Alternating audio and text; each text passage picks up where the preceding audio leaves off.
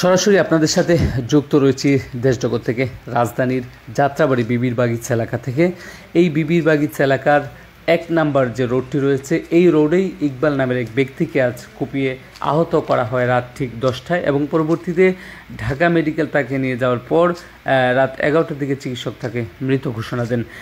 আপনাদেরকে জানিয়ে রাখি, ইকবাল একজন অটো চালক ছিলেন যেমনটি আমরা জেনেছি, এবং তাকে কিন্তু এই রাস্তায় তাকে কুপিয়ে আহত করা হয়। যেই রাস্তাটি আমি আপনাদেরকে দেখানোর চেষ্টা করছি, যে জায়গায় এখনও তার রক্তের দাগ লেগে রয়েছে। আমরা ধারণা করছি যে পানি দিয়ে তার রক্তের দাগ মুছে ফেলার চেষ্টা করা হয়েছিল, কিন্তু পুরোপুরি আসলে মোছা সম্ভব হয়নি।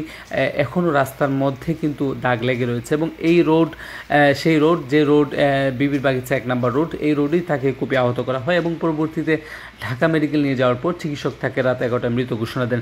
আপনাদেরকে আরেকটি বিষয় আমি জানিয়ে রাখি বা দেখাতে চাই, যে এই ঘটনার খুব কাছাকাছি কিন্তু একটি সিসি ক্যামেরা সচল রয়েছে, যেমনটি আপনাদেরকে আমি ভিডিওতে দেখানোর চেষ্টা করছি, যে এই ক্যামেরাটি কিন্তু অ্যাক্টিভ রয়েছে, এবং হয়তো আইনশৃঙ্খলা বাহিনী এই ক্যামেরার ফুটেজ কালেক্ট করেছে সম্ভবত। এবং আপনারা দেখছেন যে এখনও কিন্তু এই রাস্তায় তার রক্তের দাগ কিন্তু লেগে রয়েছে, যদিও পানি দিয়ে তা মুছে ফেলার চেষ্টা করা হয়েছিল, যেমনটি আমরা বুঝতে পেরেছি।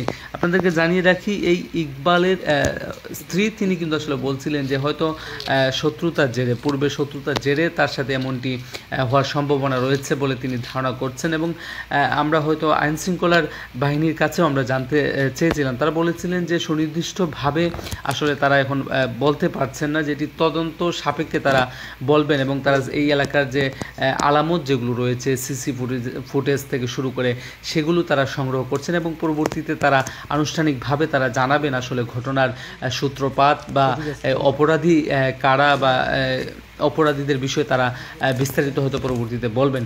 এবং আপনাদেরকে আমি এই মুহূর্তে সেই ১ নম্বর রোডে যে জায়গাটিতে তাকে কুপিয়ে আহত করা হয়েছিল, সেই জায়গাটি আপনাদেরকে দেখানোর চেষ্টা করছি। ঠিক এই জায়গাতেই কিন্তু ইকবালকে আহত করা হয়।